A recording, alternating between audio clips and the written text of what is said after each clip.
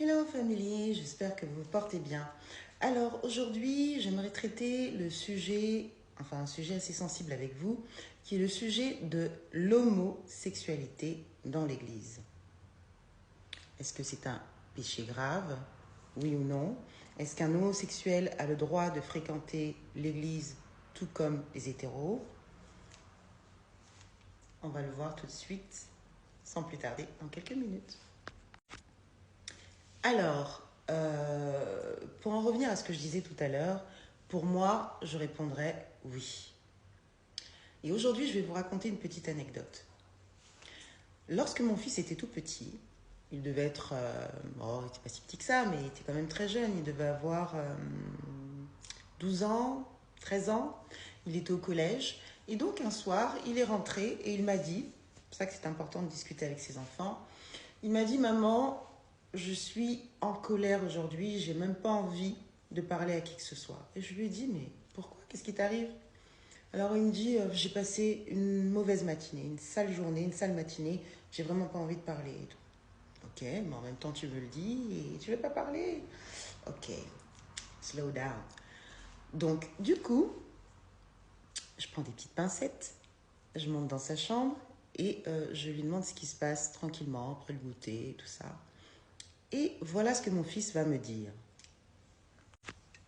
Il me dit, maman, aujourd'hui, tu devineras pas ce qui m'est arrivé. Et je lui dis, ah bon, bah raconte. Fais-moi le béret, raconte. Il me dit, bah j'étais en classe, et puis on nous a présenté un nouvel élève, il y a de cela 15 jours. Sauf que ce nouvel élève, il est vraiment chelou. Vous voyez comme les jeunes, ils parlent. Il est chelou, il est bizarre. Je lui dis, ah bon, pourquoi? Il me dit, mais parce que il est pas comme nous. Pas comme vous? Ça veut dire quoi? Alors, est-ce que tu peux être un petit peu plus explicite pardon, dans tes dires? Parce que là, je ne te suis pas du tout. Et il me dit, oui, en fait, voilà, et il est homosexuel, et puis je comprends pas pourquoi à chaque fois il me sourit, moi je suis pas son pote, et j'ai pas envie de lui parler. Et la prochaine fois qu'il me parle, je le frappe. Oh, my son, why? Je lui dis, mais pourquoi tu veux le frapper? C'est pas comme ça que je t'ai éduqué. Vous voyez, c'est là que ça commence le début du harcèlement. Donc c'est très très bien de pouvoir échanger avec vos enfants, nos enfants. C'est très très important de les éduquer. Tout ça fait partie de l'éducation. Et surtout en tant que chrétien, de les éduquer à l'indulgence, à l'amour du prochain. Ça c'est vraiment sine qua non. Donc j'étais choquée parce que mon fils c'est un gentil garçon. En général, il dit jamais rien, il est adorable, c'est quelqu'un d'assez jovial, introverti mais super sympathique et tout ça. Donc j'étais assez choquée venant de lui. Alors je lui ai dit, ok, c'est bien à savoir. Ce que je vais faire, on va discuter tranquillement en bas parce que bon, voilà, il y a papa et tout ça. À l'époque, il y avait papa. On va discuter avec ton père de tout ça. Il me dit non, non, non, dis pas ça à papa et tout. Je lui dis non, non, mais attends, c'est quand même très grave ce que tu viens de dire. Moi, je suis pas d'accord. Donc, on va discuter tous ensemble parce que j'ai une histoire à vous raconter par rapport à ça, justement. C'est vraiment bizarre, mais j'y pensais il y a quelques semaines. Je sais pas, je sentais qu'un truc comme ça allait arriver. Bon, c'était pas très vrai, hein, mais bon. Et je lui dis, bon, écoute, je sais pas, mais voilà, je sentais, parce qu'en ce moment, c'est vrai qu'on en parle beaucoup à la télé, etc. Et puis, bon, bah, des fois, il peut arriver qu'à la sortie de l'école, vous vous retrouviez avec des parents d'élèves qui sont pas comme nous, donc hétéros, hein, parce que des fois, moi, un jour, j'ai ma petite fille, donc, qui avait à l'époque 5 ans, il m'a dit, mais maman, je comprends pas, j'ai une copine, elle a deux papas. Vous imaginez votre enfant qui vous dit ça? Je dis comment ça de papa, enfin bref. Voilà, c'est juste une petite parenthèse. Donc, enfin, c'était vraiment la période, vous voyez, où on commençait vraiment à les introduire, etc., un peu partout. Enfin, on se comprend. Et donc, je lui dis, bon, bah voilà, on va discuter. Bon, bref, donc mon fils descend, on discute. Et voilà, donc je lui demande de réitérer donc l'histoire devant son père, qui était tout aussi choqué que moi quand même. Et il me disait, bah, tu vois, quand je te dis discuter avec nos enfants, c'est important. Donc, je lui dis, ouais, c'est vrai, t'as raison. Donc, je lui dis, écoute, je dis à mon fils, tu ne dois pas les juger. Ce n'est pas de ton ressort. Nous ne sommes pas à même, et nous ne sommes pas d'ailleurs parfaits. D'accord? Personne n'est parfait et ça ne te coûte rien de lui dire bonjour. Même si tu n'as pas envie d'être son ami, ça ne te coûte absolument rien de lui dire bonjour. Qu'est-ce que ça t'enlève? Ton orientation sexuelle? Bon, pour l'instant, tu n'en as pas parce que tu es tout petit. Mais voilà, j'espère pour toi, après ce sera ton choix, même si je suis chrétienne et qu'on a des principes, voilà, que tu seras quand même hétéro.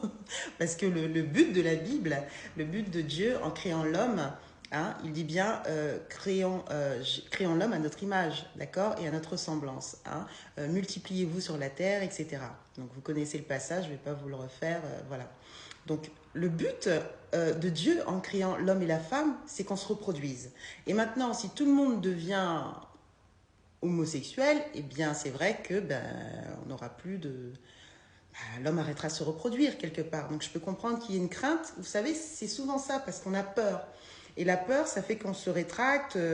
La peur de ce qu'on ne connaît pas, on repousse, on rejette ce qu'on ne connaît pas. Mais bibliquement parlant, hein, c'est vrai que c'est un péché. Voilà, c'est bien écrit noir sur blanc et la Bible est formelle là-dessus. Tu ne coucheras pas avec un homme comme tu couches avec une femme. Donc, on ne peut pas dire le contraire étant chrétien et dire que c'est très bien, qu'on l'accepte et tout ça.